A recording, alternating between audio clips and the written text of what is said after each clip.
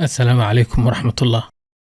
waxaan maanta barnaamijka ku soo qaadan waxa uu yahay nuclearka anoo si faahfaahsan uga hadli doona chemistry ku saabsan markaa kadibna u gudbi doona sidii Mareykanku uu u sameeyay iyo waliba Ruushka ama Midowgii Sovietka sidii ay isugu dayeen inay u basaasaan xogaha nuclearka ee uu Mareykanku haystay. haddii aan marka su'aal ku bilaabo, haddii dhagax uraniumka nuclearka laga sameeyo dab lagu shido maxaa dhacaya? ma qarxaya mise si kale ayuu samayn? jawaabtu hadhow ayay noo soo socotaa, balse marka hore si aan nuclearka waxa uu yahay aan u fahanno, aan ku bilaabo 2000 sano ka hor filosof Greek ahaa oo la dhihi jiray Democritus ayaa waxa uu ka hor yimi fikrad caan ahayd oo dhahaysay in haddii shay la soo qaato sida barbarooni oo kale oo la jarjaro oo haaf laga dhigo, haddana haafkaas la sii jarjaro oo mar walba haaf kale loo kala jaro, weligeed sidaas ayaa loo wadi karaa. oo haddii la heli lahaa qalab aad u yaryar in mar walba la sii yareyn karo barbaroonigaas oo uusan dhammaanayn. ninkan ayaa aragtidaas ka soo horjeestay oo waxa uu yiri macquul maaha in shaygu uusan weligiis dhammaanayn oo mar walba la sii jarjari karo. waxa uu marka soo jeediyay in shay walba uu ka samaysan yahay wax aad u yar oo aan la sii jarjari karin, waxa uuna u bixiyay atomos oo macnaheedu yahay wax aan la goyn karin. qarniyadii ka dambeeyay waxaa la ogaa in haddii biyaha badda la kululeeyo ay cusbadu ka soo harto. caalin muslim ahaa oo la oran jiray Jaabir ibn Xayaan oo 1200 sano ka hor noolaa ayaa waxaa lagu tiriyaa inuu yahay aabbaha chemistryga, maadaama uu qaabab ilaa maanta la isticmaalo uu u sifayn jiray maadooyin kala duwan. waxaa ka mid ahaa maadooyinkii uu sameeyey aashito la dhaho aqua regia oo marka dahabka la dhex geliyo aashitadaasi uu dahabku milmayo, waa aashitada kaliya ee sidaas samayn karta. haddaba xilliyadaasi wixii ka dambeeyay ayaa waxaa soo baxay dad isku dayi jiray in maado macdan ah macdan kale loo bedelo, khaasatan in macdanaha raqiiska ah loo bedelo dahab. Yurub ayaa arrintan looga yaqaanay Philosopher's Stone ama dhagaxii filosoofka. dad badan ayaa isku dayay inay sameeyaan oo si dhaqso ah u taajiraan, laakiin waa ku guuldareysteen. taas macnaheedu maaha inaysan suuragal ahayn in maado laga dhigo maado kale oo nuclear haddaad maqashid waa maado loo bedelayo maado kale, balse yaanaan ka hor dhacin.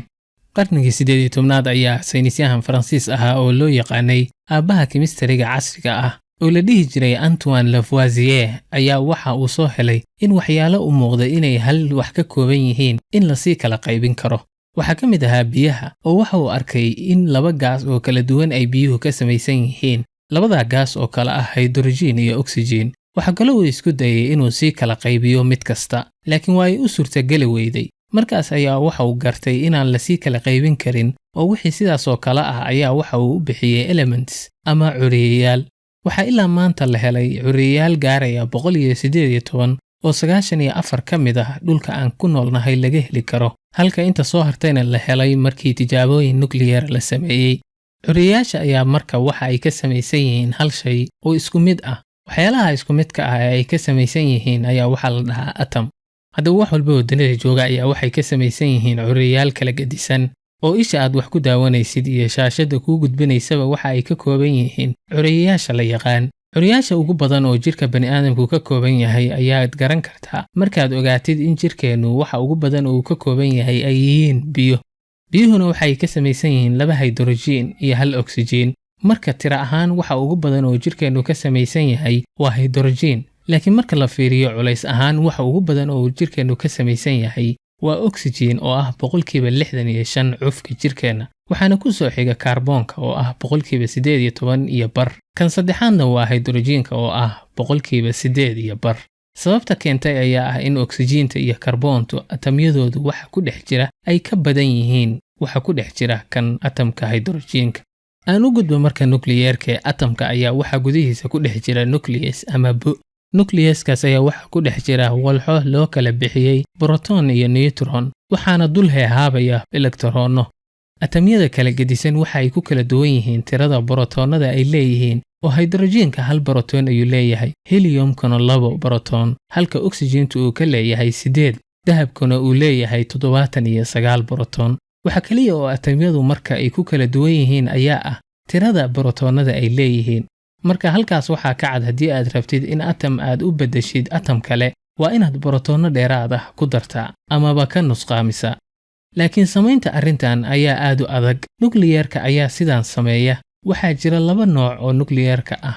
mid waxa la dhahaa fusion oo waxa samaysa qorraxda. qorraxda ayaa cadaadiskeeda xooggan waxa uu sababaa in hydrogenno ay isdhex galaan oo maadaama markii hore ay hal borotoon lahaayeen oo la dhahayay hydrogen, markii ay isku darsamaan oo laba borotoon yeeshaan ay isu beddelayaan helium.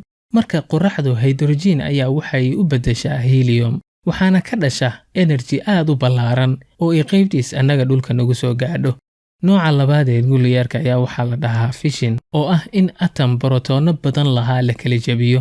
kan waa sida hubka nuclearka badankiis loo sameeyo. waxaa jira maadooyin haddii niyutroonno lagu dhufto kala qaybsama, waxaana ka mid ah uraniumta oo loo adeegsado samaynta hubka nuclearka. markii niyutroon xawaare aad u dheeraynaya ku soconaya lagu dhufto uraniumta, ayaa waxay u kala jabtaa laba atom oo kala ah krypton iyo barium, oo markii labadoodaas borotoonadooda la isku daro noqonaya 92 uraniumtu lahayd. waxaa kaloo ka dhasha niyutroonno kale oo sii kala jajabiya atomyada uraniumta ahaa ee meesha ku jiray, markaas oo qarax aan caadi ahayn uu ka dhasho oo ah nuclearka la yaqaan. haddaba haddii aan ka jawaabo su'aashii bilowga ayaa haddii dhagax uranium ka samaysan dab la qabadsiiyo ayaa si caadiya u gubanaya oo dhagaxaasi ma qarxayo. oo si hub nuclear ah looga sameeyo waxay u baahan tahay warshado waaweyn oo loogu talagalay in nooca uraniumta la rabo laga dhigo. Mareykanka ayaa ahaa dawladdii u horreysay oo hub nuclear ah tijaabisa. mashruucaas ayaa waxaa la dhihi jiray Manhattan. waxaa kaloo ka qayb ahaa saynisyahano ka socday UK iyo Canada. 5 sano ayay ku qaadatay saynisyahanadaasi inay sameeyaan hub nuclear ah. waxyaalaha adkeeyay ayaa waxaa ka mid ah in uraniumta dhulka laga helo si looga dhigo nuclear ayaa waxay u baahan tahay in loo bedelo nooc kale oo markii neutron lagu dhufto kala qaybsama oo nuclear samaysa. bombadii nuclearka ahayd ee ugu horreysay ee la qarxiyo ayaa waxay ahayd mid tijaabo ah oo lagu dhuftay lamadegaan ku yaala gobolka New Mexico ee Mareykanka.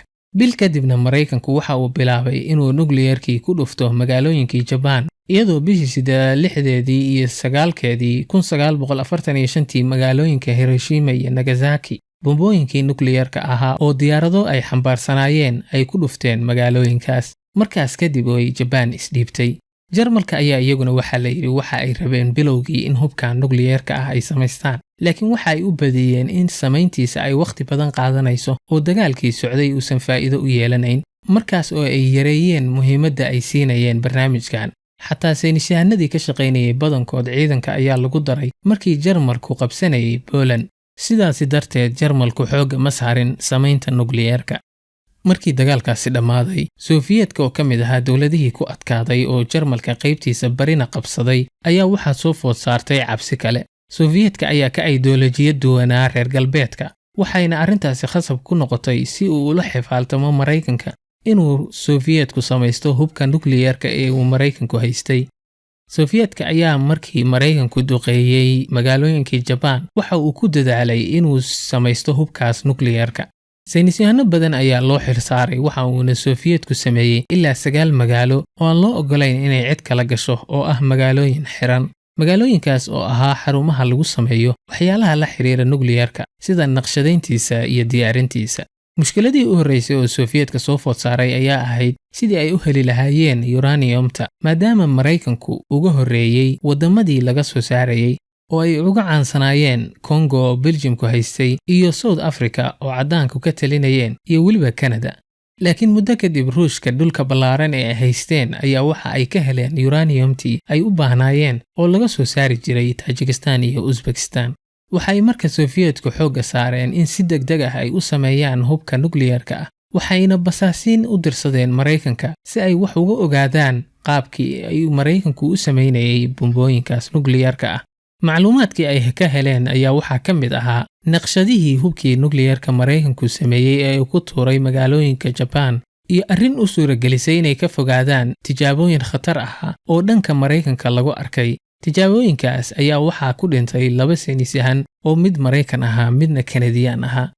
haddaba basaasiintii la shaqaynayay Sofiyeetka ayaa waxaa ka mid ahaa saynisyahan asalkiisu Jarmal ahaa oo Britain deganaa waxbarashadiisana ku qaatay. ninkaas ayaa waxaa la siiyey dhalashada Britain. waxa uu la shaqaynayay mashruucii Manhattan ee Mareykanku nuclearka ku sameynayay.